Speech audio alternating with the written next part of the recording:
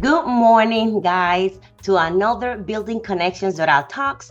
I'm your host, Betty Gonzalez, and this is episode 31.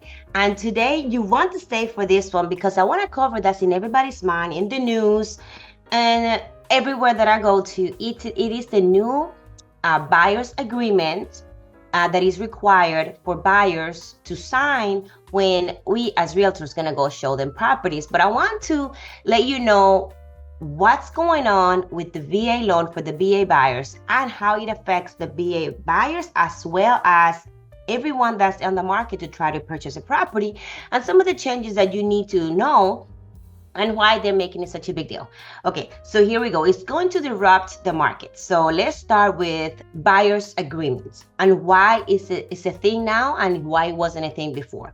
So first of all, the buyer's agreement between agent and client has always existed. However, it was not mandatory. Therefore, most agents didn't make their clients sign it. And who did this benefit? This benefit the end user because, as we all know, there's a lot of agents and clients will change their minds and they will just, okay, you know what? I was working with Betty, but right now I don't feel comfortable working with her. And I'm just going to go ahead and work with Chris, with another agent. Was it fair for the agents? No, but was it more flexible? And for the clients, yes, of course. It was good for the end user because they have flexibility of movement. Now the difference is you can consult with me as a client starting probably by the end of August, beginning of September, or who knows if it gets extended. But right now, it is going to be for the end of this summer. I can consult with you. We can talk to how we're going to do business, and you decide if you want to move forward working with me. That has always been the case. However, the moment that you decide that you want to go and view a property, you have to sign this agreement prior to us going to view the property. Now, for the VA, it's a little different, but I'll get there a little bit later. Now, what I want to talk about this agreement is that everybody's talking about the commission, but that's not the only thing that you should worry about. You want to know all of the details surrounding this, okay? The major difference, however, is that in the past, it was customary that the seller, the person selling the property, will enter into the agreement with the seller's agent. They have to sign this agreement. That is the same thing as a buyer's agreement. The difference is that you could not represent a seller and bring people to purchase their property or potentially purchase a property without having this agreement. Now it's the same. You cannot have a buyer's agent without having this agreement for this agent to represent you as the buyer. Now, it's so different because if you didn't know, the agents were getting paid regardless if you had the money to pay them or not, because it was already agreed upon at the beginning of the contract with the seller's agent and the property, right? So the difference now is that some sellers must still be willing to pay the commissions for the buyer's agent. The smart sellers will, I'm saying, they will continue to offer them, but they're not obligated. Before, we had to put it in the MLS that whatever compensation was offered to the seller's agent, it had to be a portion of that offered to the buyer's agent, because everyone knew that that's how the buyer's agent got paid. Now, the big change is that the buyer's agent still get paid, but it's going to be in this buyer's agreement, and the buyer will decide and negotiate with the agent how much of this is. Okay, so these are some of the nuances, and this is where I believe a lot of people are gonna be hung up and get confused. So most of the time, commission ranges from 2 to 3%. So from 4 to 6, right? From 4 to 6 used to be from the seller's agreement with the seller, with the seller's agent, right? Seller and seller's agent. So let me back up so that you understand how we got compensated, right? So if they agree to 4%, 4%, so 2 will go to the buyer's agent, and 2 will go to the seller's agent. If they agree to 5%, 2.5 will go to buyer's agent, and 2.5 go to seller's agent. If it was 6, 3, and 3, kind of like that. Sometimes it will be 2.5 and I don't know, 2.5 and 2, or 3 and 2.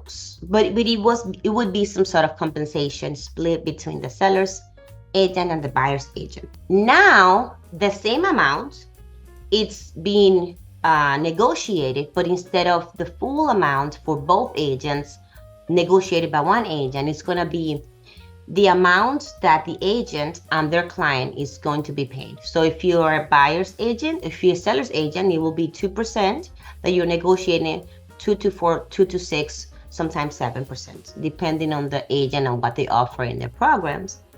And the same thing will be for buyer's agents. So if you were to come and talk to me, and we have a buyer's consultation to find out, what you will need, what you require, and what I offer for my services, then you will sign this buyer's agreement, and we will tell you how much my fees will be, or any agent will tell you how much the fees will be. So where the problem lies, and I believe they're working on the wording, is that you or the buyer's agent couldn't negotiate higher than the agreed upon percentage. What do I mean by this? Let's say that I agree, because I know your finances, to only agree, I don't know, to 2%. And the seller's agent is offering 3% for this. So if they offer 3% based on the wording right now, I wouldn't be able to go that 3% because our agreement was 2%. So we couldn't go higher, you can just go lower.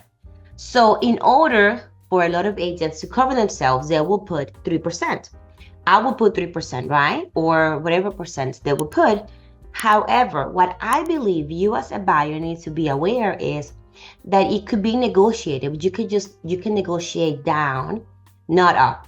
And the way that it will be left like that, this is how I would speak, or I was explaining to my client, and I'm explaining to you now.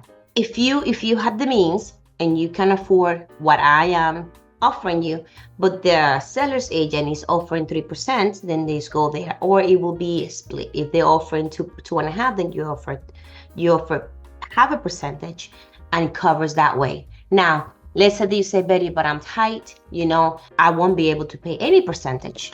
Then you as a seller, or you as the buyer, you could say, I only can want to see the properties that don't that offer that, because I don't have any percentage to close, right? So that's also your choice. You choose to look at the properties that you want to choose. You choose to pay or not pay it, and you can negotiate it, even if the seller's only paying 2.5, and you say, okay, Betty, well, let's just do that because I feel more comfortable with it. It could be negotiated, but remember, it could only be negotiated down.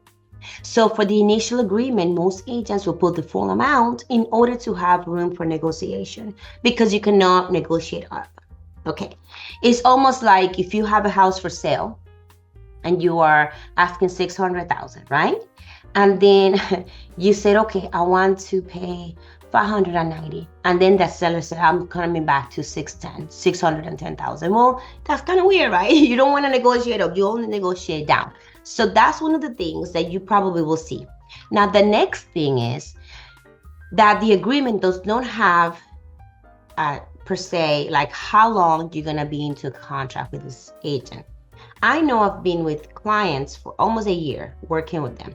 They come in and out. So if you're not sure because you're new to the market, even if you've been in the market for a while, but you don't know any agents, or even the agents that you don't feel comfortable, or you're not sure, instead of going to a long-term agreement, agree to a short one. You can even agree to a house, property to property, kind of tedious. You don't want to, to tell you the truth, if you're my client, I will not do a contract every time I show you a property, because that will be a big waste of time. But if you just want to see if we can work together, maybe we could do a 7-day agreement to where for 7 days I'm showing you houses when you're ready, or you have an agreement for one property to see if you feel comfortable with me, after we get to work with together. But if you decide, okay, Betty, you're going to be my agent, then we're going to do a longer contract or a longer agreement, so that once we do, I show you this property and you decide to purchase, then we are in agreement with what it is that I'm doing for you and the compensation that I'm expected from you. Now, the big thing that's changing, the VA effective August 10th, let me see. I pull up. Temporarily allows buyers to pay broker's fee, right? The broker's fee. So let me read it. Veterans, active duty members, and eligible spouses may use VA loans purchases now utilizing the benefits commonly known as the buyer's broker's paying are able to pay agents commission, okay? So that's going to be effective August 10th. So that's the main takeaway that I want you to know. So if after August 10th, you are working with a person or a lender, it is part of the contract to have this buyer's agreement. You have to have this agreement signed as part of the contract when you purchase a property, because the VA wants to know exactly what it is being agreed upon. So it needs to be part of the contract. Otherwise, it's not a contract unless you don't have the buyer's agreement. And before an agent for any buyer is allowed to show a property after this becomes effective, for all the veterans, effective August 10th. This is an agreement that needs to be in place with whoever you decide. So if you decide for a day, that's a day. If you decide for a week, that's a week. But once you do come into the contract and you submit the offer, it is part of the contract. And most lenders that understand the VA loan, they're going to want to see that right away as soon as you enter into this agreement with this agent. And okay, so what is the other stuff that I wanted to cover? So you can request, like I said, the agreement per house or over time, and it is part of the transaction. And you can negotiate it down. Like I said, you don't want to negotiate up, so most agents will have it there. So what's the big takeaway? It's still going to be the same thing. What it's gonna be is gonna limit the pool of properties that are going to be in probably your budget, because now not only you have to come up with down payment, the closing costs, now you also have to come up with the agent's closing fees. If you have it, great. If you don't, I understand, because it is expensive, but it could be negotiated with the seller's agent or with the seller. Even if they're not offering it, you can always ask, and then they decide if they don't want to, or if they want to help participate into the commission. So for example, if there's a seller that has a house on the market for 30 days or 60 days, and they have to sell for whatever reason, people that are selling have to sell. They're not selling just to sell. Most people sell because they have to downsize, because they no longer want the 2-story. They just need to downsize. They don't need a 4-bedroom now. They only need a 1-bedroom or a 2-bedroom. So they do that. Sometimes they need to change jobs. Sometimes unfortunately somebody passed away. Sometimes there's a divorce. So some people have to sell. And if the friction is because they're not offering a commission and they have to get on underneath this property, you can ask. And sometimes even if they originally were not contributing, they would. So all you need to do is make sure that your agent is asking all of those questions rather than discouraging them from the beginning. Because if you don't have the funds, you don't have the funds. But what I want you to take away from this is that although this is mandatory, starting somewhat at the end of this summer, not to get discouraged and not trying to go and buy a property because now you say, oh my God, I don't have 10, 15,000 extra to buy this property. No. That's not what I'm saying. What I'm saying is, now the way that agents get paid is going to be different, but it can always be negotiated. It can always be negotiated with the seller's agent. It can always be negotiated with your own agent. But the agent cannot come to the lowest when they come into agreement with you, because the agent themselves don't know what kind of property you're going to end up purchasing and don't know what kind of incentives they are giving the agent or even the seller. So sometimes they're giving more incentives and you don't want to miss out on those incentives. So that's what I want you to take away with, especially if you're a VA buyer. You need to be aware of those fees. There's some fees that are unnecessary, and I will say the fees that I'm referring to are brokerage fee that are not commission fee. Sometimes they said we have I don't know, some sort of extra fees, the mandatory fees that before was not allowed by the VA. Now it's not so clear, and you should be aware of that, because I charge my clients zero fees when it comes to extra brokerage fees, and I have all of my contracts to prove it. So yes, you don't want extra fees because they start adding up. I know they start adding up. By the time you do inspections, appraisal, especially if you have to do multiple properties, closing costs, down payment, and now buyer's commission. Yes, it's going to be a lot of money, guys. But don't let that discourage you. If you have the right agent that is not afraid to negotiate and is not afraid to ask for seller's concession. Now, you have to keep in mind not all sellers have the ability to actually contribute to either closing cost, or because right now I ask for closing costs to many of my clients that don't have it. If you are a VA buyer and you don't have closing costs, I have helped countless clients without that, and they just come into their property with whatever they put into the inspections and the appraisal, because I have helped them go through their closing costs. Now I will also ask for commissions, or one or the other. Now, are all buyers all sellers in a position to actually do that? No, because some buyers don't have that much equity in their property. But if they do have it and they have to come out of this property and they have no other offers, then yes, sometimes they will. And those are the ones that I find for my clients. If they really love this house and this house has been on the market for 30, 40, 60, even 90 days, so 180 days, well, that's the time for us to come in and ask for whatever it is that you believe you need and they also need, and you come to the meetings of the minds, and voila, everybody wins. You just have to have that agent that has the patience and have the guts to ask. They're not afraid to ask and negotiate on your behalf. Anyway, guys, I hope you're a little bit more informed about the new VA agreement starting effective August 10th, that it is part of the contract, that you do also know that it doesn't matter if you're a VA buyer or not, everyone will be affected and everyone will have to sign this agreement in order to even get a property shown, even if it's virtually. You need to sign this agreement. And what I'm telling you is you need to know what you're signing. You want to know if you're signing for a year, if you're signing indefinitely, if you're signing for 3% commission or 4 or 5. You just have to read the fine lines, and then you have to ask questions.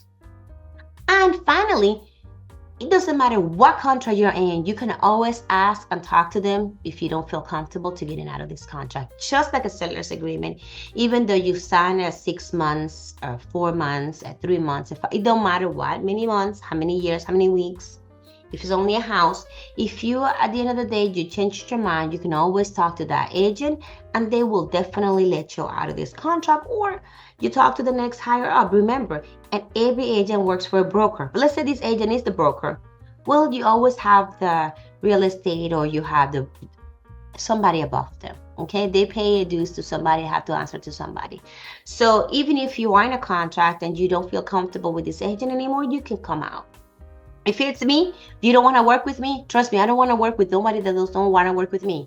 I know I'm not a $100 bill. Not everybody's going to like me. And I'm not going to like everybody either. So it goes both ways. If you don't want to work with me, I respect that. Just let me know. And you should tell your agent if you don't want to work with them. And it should be good. It's just like, nice to meet you. It was a pleasure. Let's move on and work with someone else. Anyway, guys, thank you for connecting. Thank you for tuning in on Building Connections at our talks each Thursday at 9 o'clock. And then remember, guys, go and subscribe to my YouTube and follow me there as well. And follow me on Instagram. Talk to you next Thursday. Thank you for tuning in. Have a great day and a nice weekend. Bye, guys. Real quick, calling all Doral professionals, entrepreneurs, and community influencers. Are you ready to showcase your business, share your knowledge and experience with our engaged audience? Building Connections Doral Talks invites you to become a guest speaker on our podcast. Share your unique perspectives and inspiring stories with our listeners. We believe in the power of your voice in shaping the conversations right here in Doral. Click the link below to submit your information and be part of our next episode. Join us in building connections, sharing knowledge, and growing together. Don't miss this opportunity to be a featured guest on Building Connections Doral Talks. Tune in, connect, share, and grow together with Building Connections Doral Talks, reshaping the way we engage with the diverse voices of Doral, one guest at a time. Doral Talks, your voice, our community. Click the link now on the show notes, the screen, or in the comments below, or just scan the QR code to submit your information as a guest. I hope to see you soon. See you in the next podcast. Bye.